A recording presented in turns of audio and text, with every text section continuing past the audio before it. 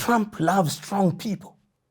And Putin is strong. He comes out as strong, he is resolute, he has resolve, he is not easily intimidated, if intimidated at all. And I think that is a side of President Putin that Trump loves. But then there is realpolitik, which tells him that, you see, Russia and the United States of America are in competition. And you are in competition because the United States of America wants to be the hegemon in the whole world. Russia is also not keeping quiet. We see Russia also negotiating for military bases. We see Russian companies entering into different parts of the world. If it is not in Africa, it's in Latin America, it is in Asia, and therefore you are in competition. And I think that his foreign policy advisors are therefore telling him that as far as that is concerned, you cannot give concessions, because if Russia is great, America cannot be great again.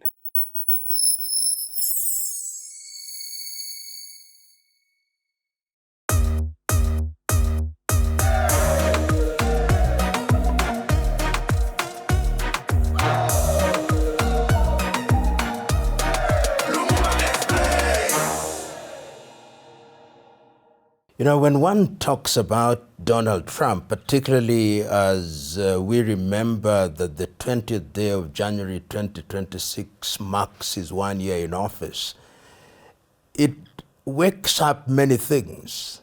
He became the second president of the United States of America to be elected in non-executive terms since the year 1892, when Grover Cleveland became the 22nd and 24th president of the United States of America.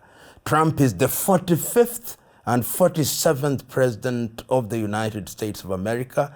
He will be in office when America is celebrating 250 years since she regained independence. And these are very important and significant facts, because he's the president of the United States of America who comes and says, it is America first. And if you ask him, he is the political reincarnation of President Monroe, hence what he calls Donroe, which is a mix of Monroe and Donald.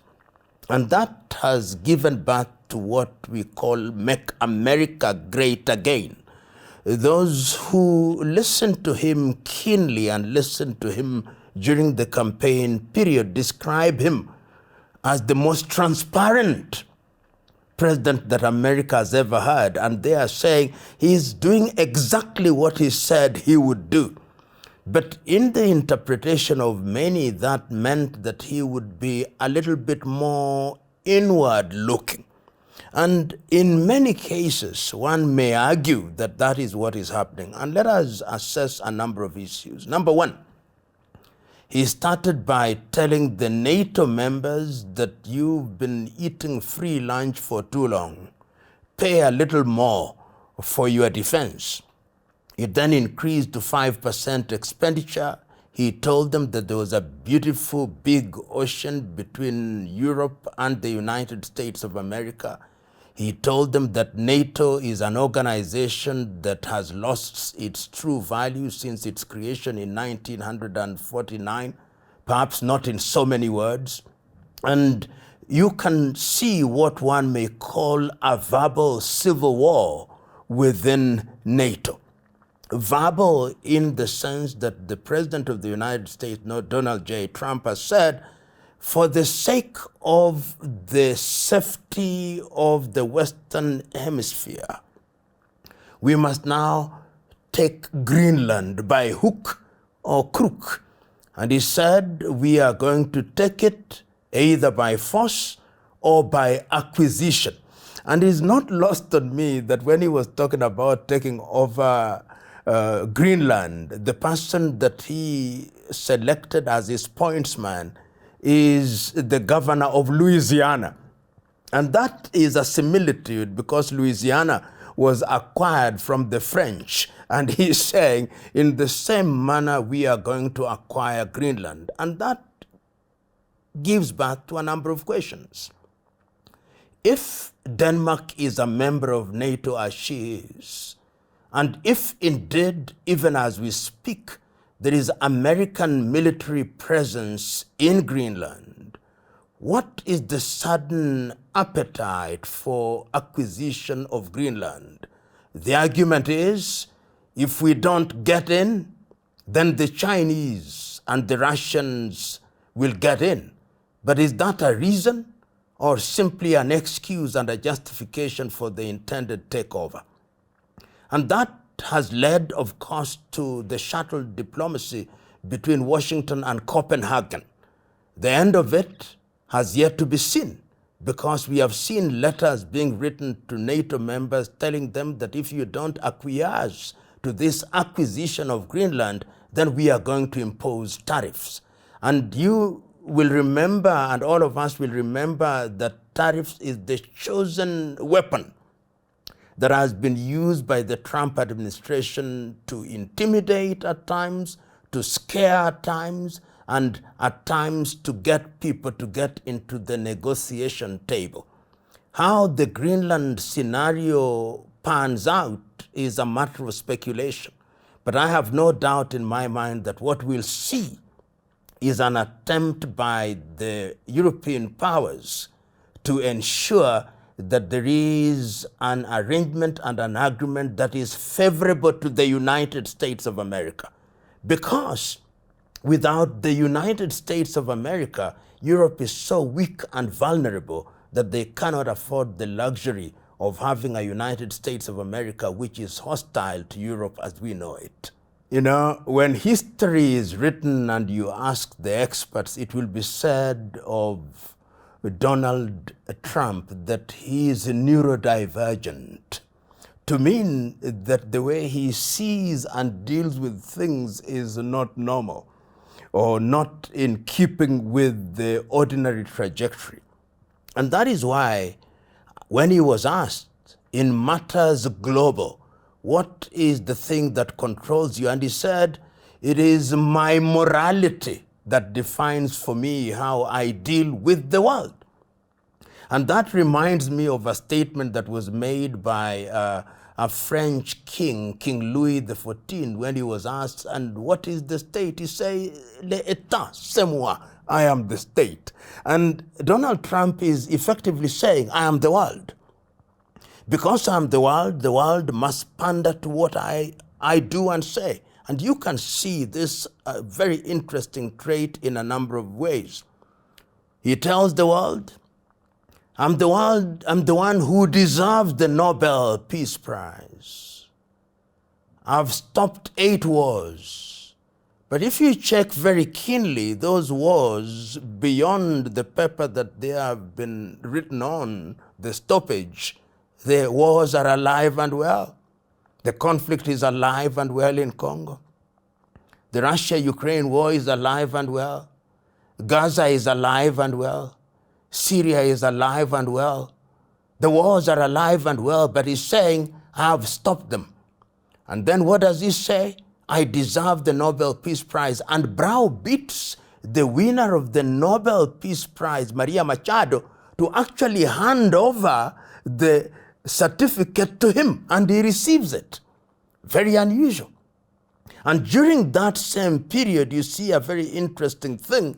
While this peacemaker, who is also creating a Trump Peace Center in Washington, D.C., during that same period, on the 3rd day of January, he invades Venezuela and literally picks the president of that country and causes him to be delivered in New York and to be tried. And he tells Colombia, if you joke, we'll do the same. And he tells Cuba, if you joke, I'll do the same. This is the peacemaker on one hand, as he claims, and also in many ways a creator of wars. And the desire for recognition is amazing, so that the president of FIFA is compelled to create a special peace prize and to hand over the Peace Prize to him, and he receives them. So that when one is thinking about Donald Trump, he defies narrow and strict definitions as to how he thinks. He thinks is the Alpha and Omega. He thinks, one may say, he's larger than life, almost as large as death. He thinks that he's the one who ought to direct the world on what the world ought to do. And if you had any doubt, when he was addressing the General Assembly of the United Nations in September of 2025, he said the United Nations is useless. America must become great again. America operates outside of international law. In his world, Donald J. Trump is the Alpha and Omega. In his world, Donald J. Trump is omnipotent, is omniscient, is infallible. Donald J. Trump, in a manner of speaking and speaking hyperbolically, is the Roman Catholic Pope and the King of England wrapped into one. It is something that I believe the world has not seen, and if it did, it was a long, long time ago. That is Donald J. Trump that we are dealing with during this period, and that is why he thinks that he can solve all the problems of the world. When there is a problem in Gaza, he appoints peace board and appoints heads of state of different countries to be part of that peace board, which he chairs. When there is a conflict about the dam in Ethiopia, he writes to President Sisi and Prime Minister Abiy and says, I'll be the one who is going to solve it. I'll be the one who is going to solve the problems of the Caribbean, the problems of Asia, so that he is this God's gift to the world in his scheme of things, who must be present everywhere because it is him who can control and direct the world. And in that way, then America is great again. And you can see the rhetoric. We have the best military in the world. We went into Iraq and took out their nuclear facilities in a manner that only the United States of America can do. We went into Caracas and took out Maduro in the only way America can do. And if you listen to those who are working under him, they believe that America has the best military in the world, the best economy in the world, the best technology in the world, and everybody is merely playing catch up. Do as America wants or does, or you are done. That is Donald J. Trump. When one talks about the United States of America diplomacy, particularly with regard to Greenland, one is left confused and perplexed at once. Because in 1949, when NATO was established, so soon after the end of the World War, 4 years to be exact after the end of the World War, the existential threat to the Western world as it then was the Soviet Union. And after the World War II, the United States of America had emerged as the hegemon and the leader of what the American politician then described as the leader of the free world. And occupying that position, the United States of America then took the position that it would be the guarantor of peace in the Northern Hemisphere. And quite a number of the Western countries, to include the conceptual West, such as countries like Australia, took the view that America would essentially pay the lion's share of the bill. And that is what has been happening, so that when you look at NATO and when you look at NATO in the context of the collapse of the Soviet Union in 1989, NATO's value in many ways started to diminish in real terms.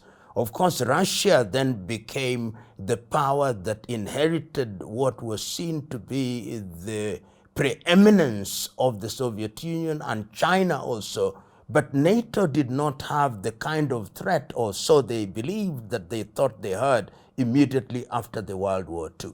And one would have assumed that NATO, having then been this hegemon, and with the collapse of the Warsaw Pact, then they would speak with one voice. And one would have expected that that voice is consistent, it is coherent, it speaks of one message, and if there are any internal wrangles, then the United States would negotiate with the European Union, which houses many of the NATO members. But then Trump came up with something that was completely unexpected, completely unusual. The thing that we now call MAGA, Make America Great Again. And if you look at the underlying philosophy of MAGA, he is simply saying the United States of America has been underwriting the bills of both Europe and the international community for too long. He is actually saying that all international institutions where the Americans had dominance have lost their value, including NATO. And that is why he disparages the United Nations. That is why he says that you Europeans, you must now defend yourself. And that is how America then pulls out of numerous organizations and say, we are not going to participate in these organizations, we are not going to pay, so that NATO is within itself in what permit me to describe as a verbal civil war, where trust has been lost. And this trust therefore means that America can only think of things that are in the best interest of America, that America's defense is not one that is to be confused or conflated with the defense of Europe, which is why I think Trump says it is Monroe, kind of revisiting the Monroe Doctrine, which told the European powers, you remain in Europe, we are going to take charge of our hemisphere, and America is going to be the leader of the Western Hemisphere. So when we see this rhetoric about Greenland, they are saying, we don't trust you. We don't think that you have the military wherewithal. We don't even need you. We can't depend on you. We know that Greenland is in your geographical territory, but do we trust you to defend us, to defend our interests? Does that make America great again? America can only be great again if it is in total control of what it thinks it needs and what it wants, and we don't think the European powers can do it, and therefore we cannot let Greenland be under the control of Denmark or the control or the guaranteed control of European powers. We will only feel safe and secure if we, the United States of America, have our own forces in that area. And that depicts Trump as a person who is going into what I do not know whether to call it Pax Americana, because it is not even peaceful, but one, for want of a better term, is saying it is Pax Americana. And Pax Americana means, shut up, all of you.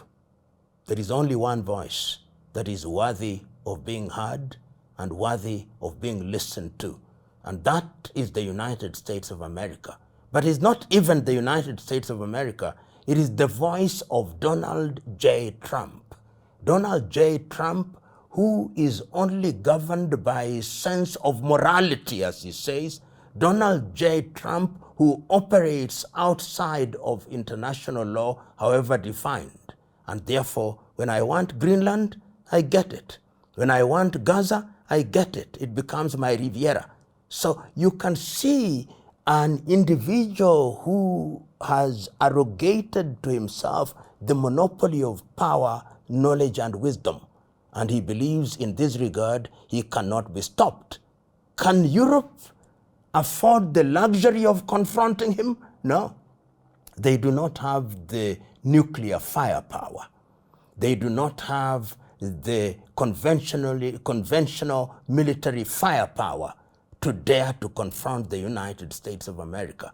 And as we have said before, there is only one language that is spoken by Donald J. Trump when you don't tango with him: drones.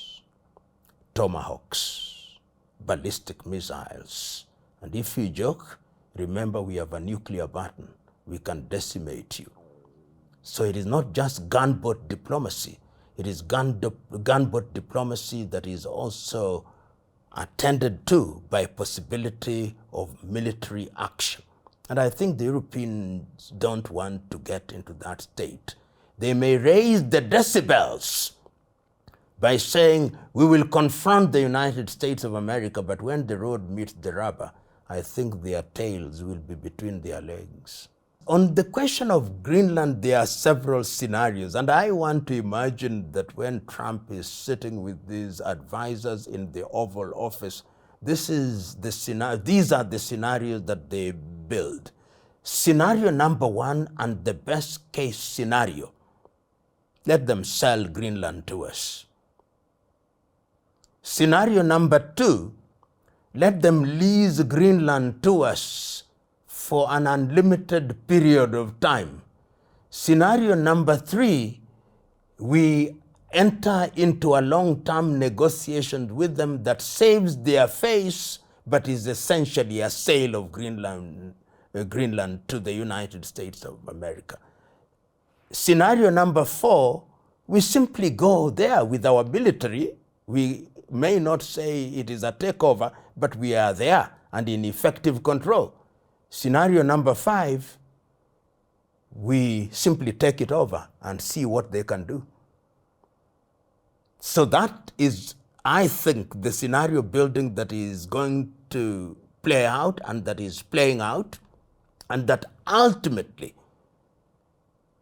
those scenarios, if presented to the government in Copenhagen, they'll be very realistic. They'll now not make reference to the United Kingdom or to France or to Sweden or to Norway. They'll think that the country that loses face is Denmark.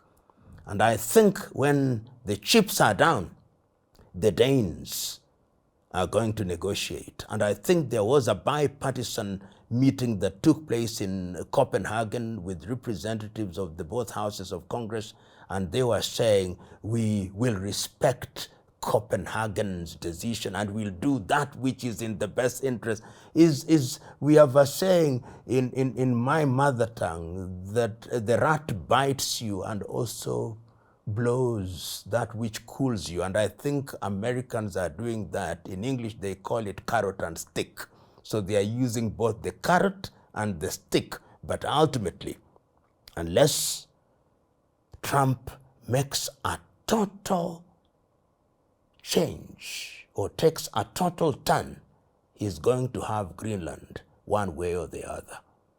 You know, when one looks at the position in European Union now, and also in the context of Russia and in the context of the United States of America, one sees a very interesting scenario, because if you look at how the United States of America under Trump has dealt and is dealing with Europe and the European Union, he is humiliating his partners within NATO. He is talking down at them. He is telling them things that he ought not to tell them.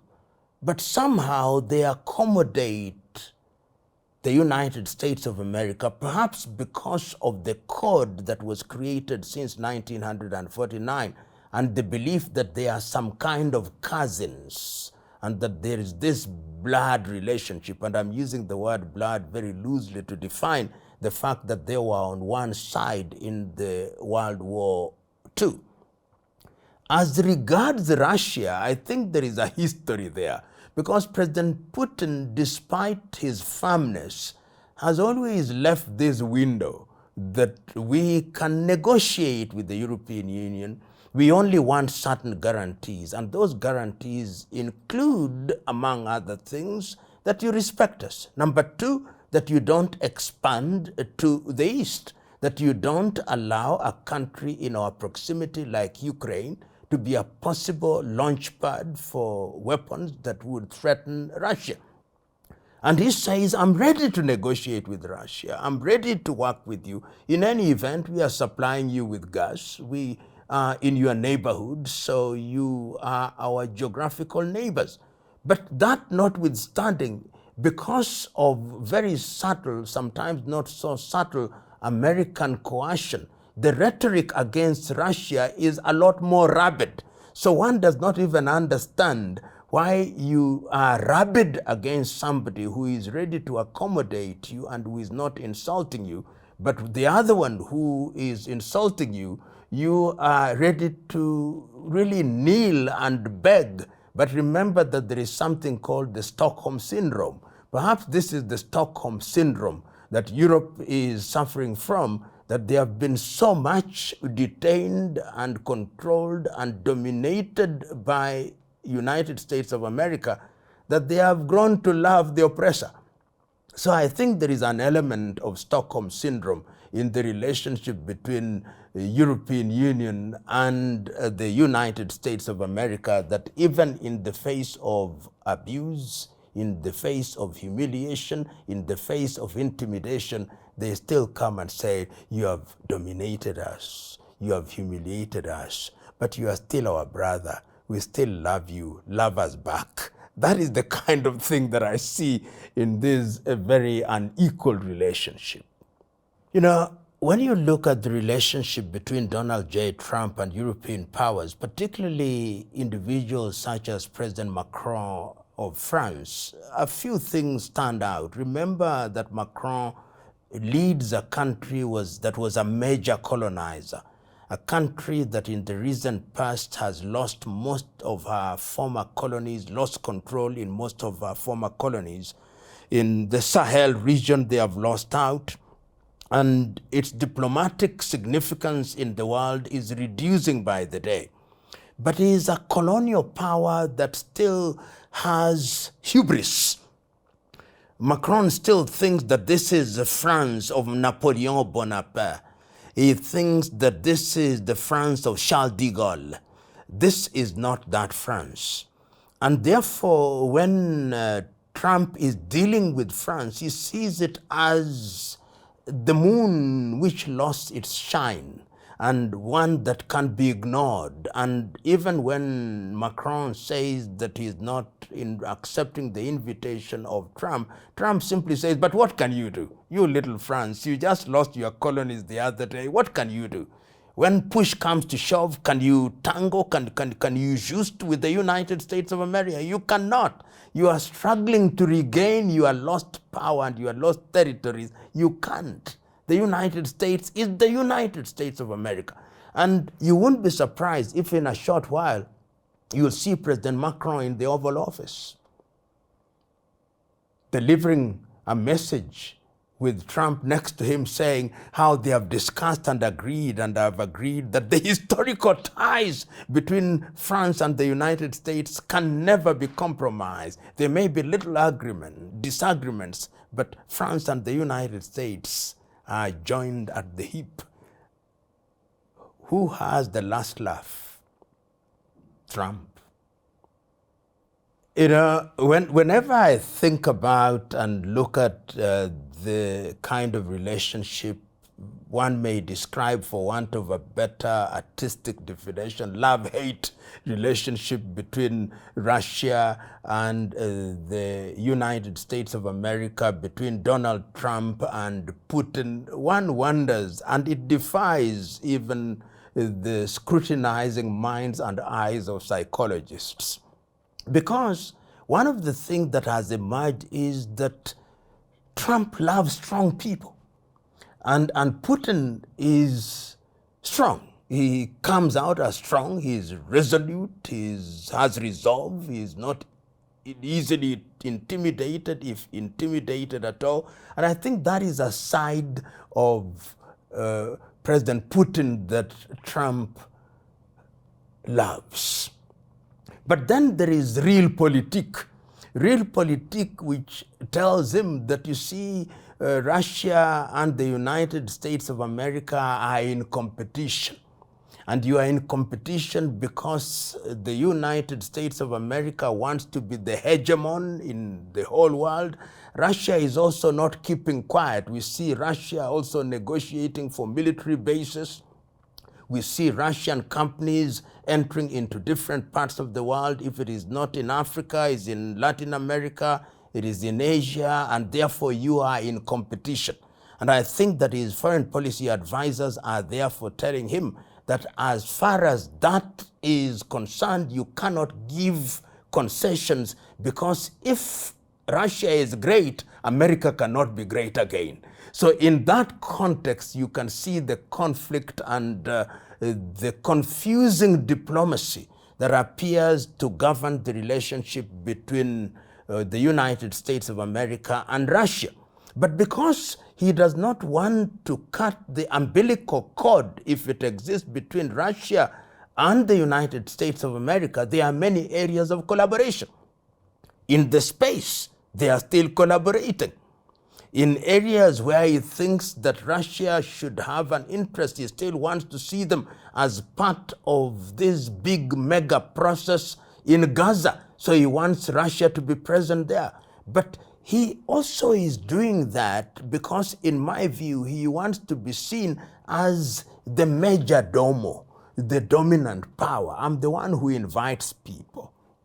Even the great Putin, I'm the one who is inviting him. And therefore, when I invite people, I'm the owner of all that is happening in the world. So one must see this apparently conflicting diplomacy as one that is informed on the one hand by, I think, genuine love and admiration for President Putin, because he cannot be intimidated, but is also dictated by another reality, that if I want America to remember me as the great American president, remember, he says, President Trump, that what I'm doing, no other American president has ever done what I'm doing. I'm the best that America has ever produced and will ever produce. I'm the great one. And in that regard, therefore, he does not want to see people who are equally strong far away from. Perhaps Trump is governed by this saying, keep your friends close, but your enemies even closer. You know, when I look at, when I study as a student of history, I look at Trump and I look from 1946, this is the real estate born into this space, takes over the family business, grows it, goes into Fordham School, goes into Wharton, goes into the military a short time, avoids the draft, becomes an actor, writes a book about deals, sometimes has this relationship in WWE, in wrestling. So it reminds me of this famous statement that for Donald Trump, as Shakespeare once said, all the world is but a stage. All men and women have their comings and goings. And in that stage, he wants to be the main actor, the dominant actor. And if there is any other actor who is scaring the rest of the world, to use the analogy that has been put forth, I'm the only one who can, in a manner of speaking, get into the lion's den and come out unscathed. I'm the Colossus of Rhodes who can bestride the world, and everybody else and everything else is like small ants. That, I think, is the psychology of Donald Trump as he relates with every other leader in the world. And I think that Donald Trump is particularly intrigued by three leaders in the world. Vladimir Putin of Russia. Number two, President Xi of China. And the president of North Korea. He does not understand them, and they intrigue him, and he doesn't know how to deal with them. But remember, America must be great again. And I think America must be great again must also be read to mean Trump must be great again. You know, when one looks about the arguments being put forth by the United States of America as regards the takeover of Greenland, it gives birth to a number of very dangerous scenarios and possibilities. Perhaps dangerous is not the word, but possibilities. That international relationship is governed by the law of the jungle, and that might is right. That if you have military power, then you cannot be controlled, and that therefore, if you think that your security is threatened, then you can go and grab any country. If the United States of America succeeds with Greenland, the message that they will be sending to other strong military powers in order to secure your interests, both domestically and abroad in the territorial sea and in the high seas, the only thing that you ought to have is military might. The Chinese will say, but our claim for Taiwan is beyond that. It is even a historical claim that it was part of us, that these were renegades, and they'll move in and seize Taiwan. The Russians will say, we cannot afford the luxury of having any threats in our neighborhood. Therefore, we must seize Ukraine, we must seize Latvia, Estonia, and Lithuania. And India could also argue that Bangladesh is in our neighborhood, we feel threatened, therefore we must take Bangladesh. That argument and that kind of reasoning and approach can only create chaos. And the danger is that those arguments are coming at a time when the institutions that were created after the Second World War, namely the United Nations, is now at its weakest. And that many things are happening without the involvement of the United Nations, and many of its decisions can't be ignored, and its institutions have become weak. The International Court of Justice has issued orders against Israel. They have been ignored. Warrants have been issued by the International Criminal Court. They have been ignored. So the Greenland scenario is creating something, if it will be called a precedent, which if followed by other countries in the league and under the philosophy of the Monroe Doctrine, then the world will go back to the days of colonization, so that strong powers will colonize weaker ones. And this time round, it may not even be actually moving in physically, but just military domination, and the institutions that we see that are still being used to dominate the world, like the IMF, like the World Bank, and of course even the World Trade Organization, are going to be reconfigured to deal with this new scenario that making America great is beginning to create. It is very interesting. Of course, we know that this presidency will only last for the next 3 years, and after that, you never know whether there could be reversal of some of the decisions that are being taken. But if America continues on this trajectory, then the world is receiving very interesting lessons. And I'm sure the Chinese, Beijing is watching very keenly. I'm sure Moscow is watching very keenly. And I'm quite certain that New Delhi is also watching very keenly. The debate must still be undertaken as to whether America is becoming great. Because when you make America great, it means that America ought to be respected. Number one, as a military power. Number two, as an economic power. Number three, as a country that uses its power in a manner that is for the benefit of the weaker countries. Once again, William Shakespeare once said in his play Measure for Measure, how great to have the power of a giant, but it's tyrannous to use it like a giant. One would have thought that a great America makes it safe for small countries around it, makes it safe for Panama, makes it safe for Cuba, makes it safe for the Caribbean countries, make it safe so that we have a big brother or big sister who is looking after us. But look at the manner in which the United States of America is operating now. Even internally, the deployment of the military in different parts of the United States of America, in Minnesota and other parts, tells you that even within the domestic arena, there are internal contradictions. That tells you that America is eating itself even from inside.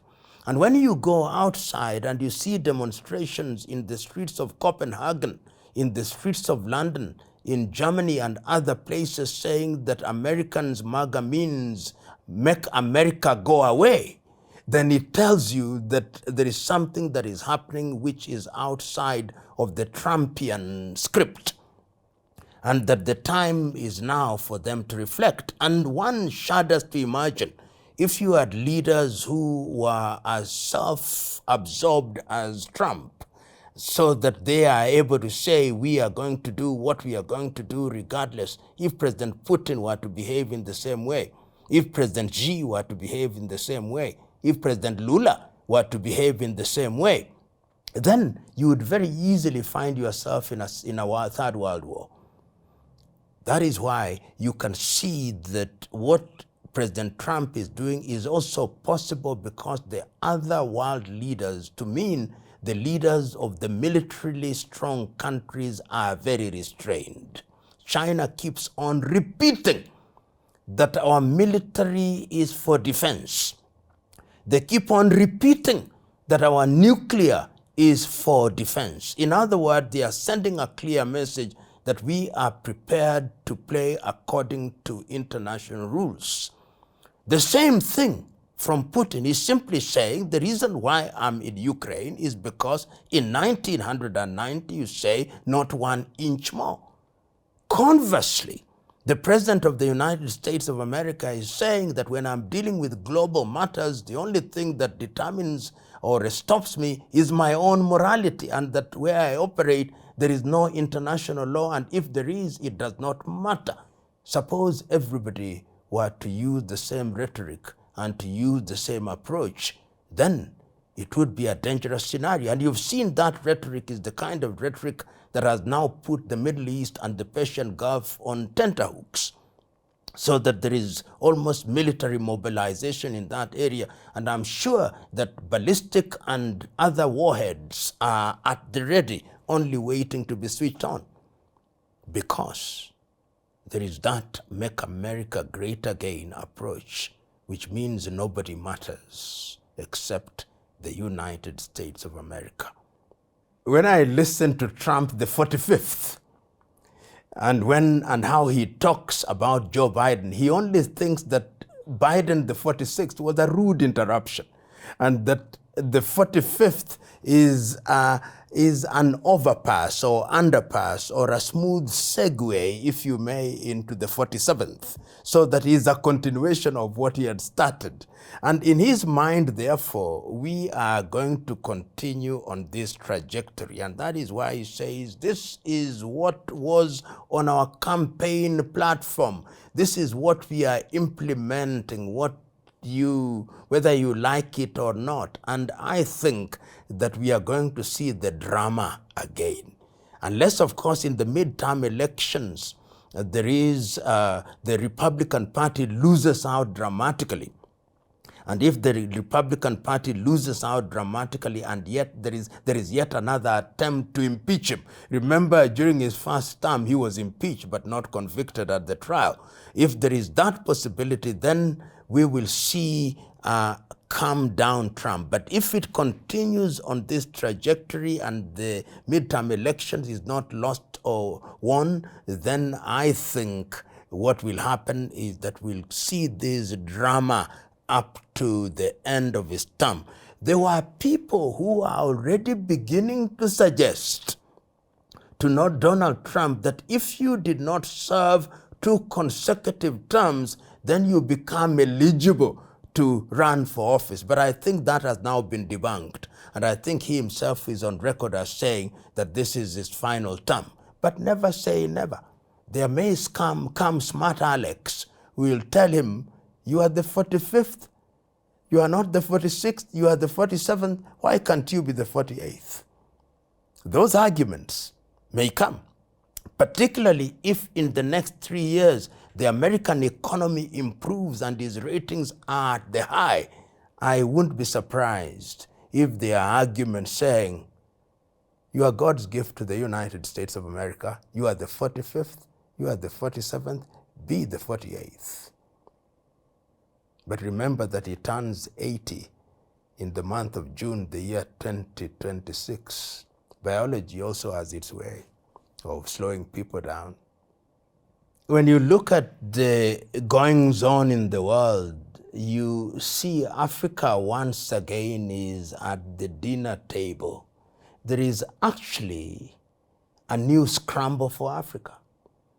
There is actually something that is deja vu about the Berlin conference, and you see it in different ways. The interests are different. The Chinese are present through infrastructure. The Russians are also trying to get in through energy negotiations.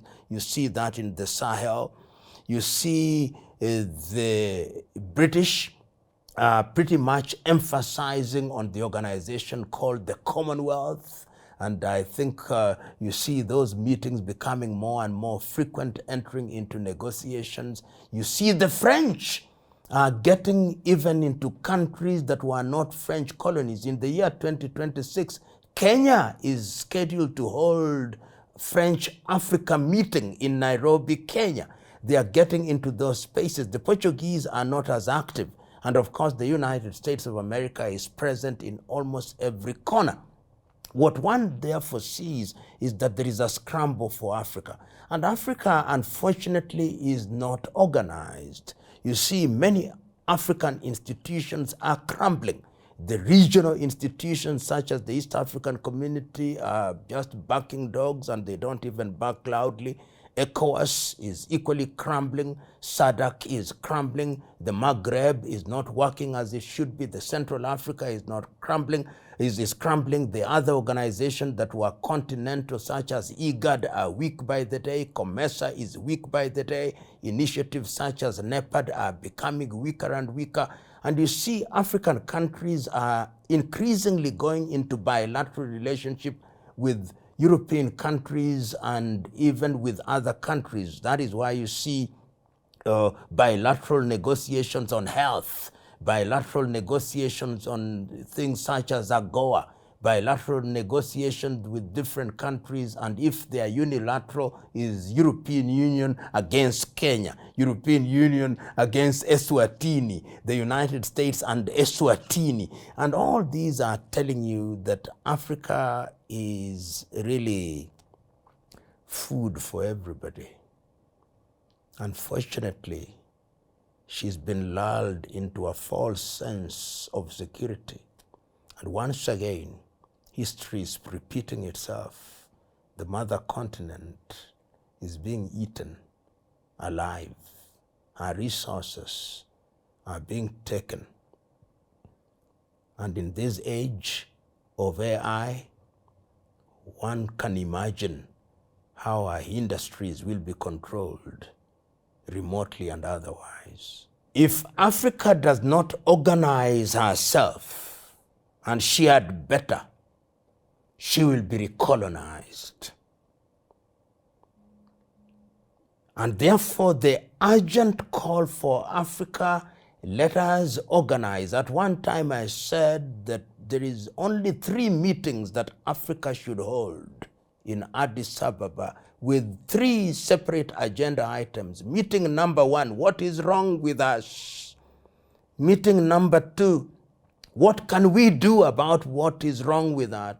And with meeting number 3, within what period?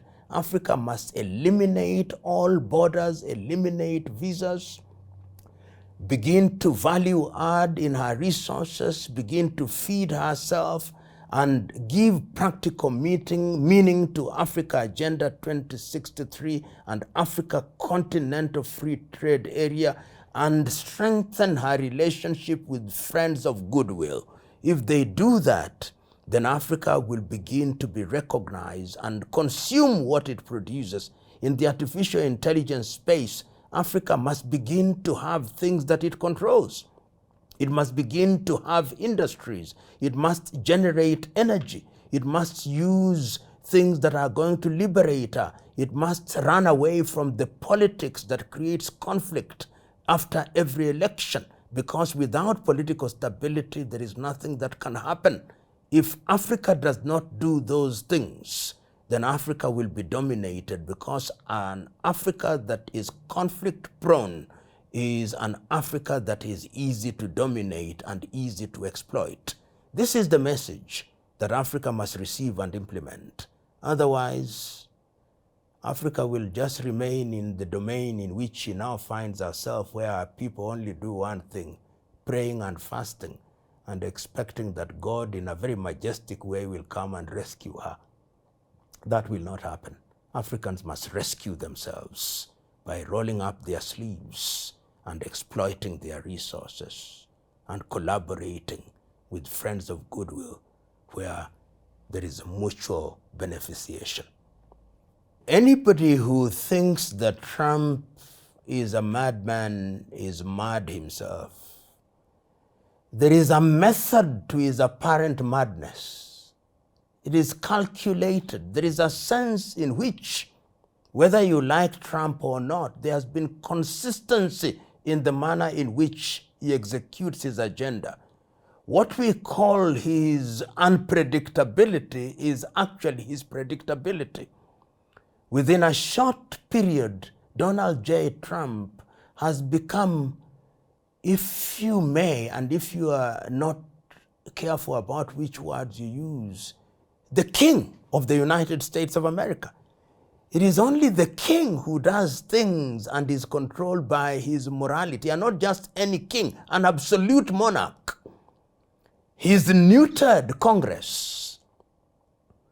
He's neutered the United States judiciary. Everything is happening at his beck and call. He can call journalists and tell them, you are purveyors of fake news, and nothing happens to him. He can get the BBC to apologize for editing a clip, and he tells them, I'll sue you for billions. He is a king. You don't use that. He is an emperor, perhaps a king and emperor combined into one. That is who he has become. And you only underestimate him and dismiss him at your own peril. One can say this hyperbolically, that when Trump coughs, the world goes into a coma.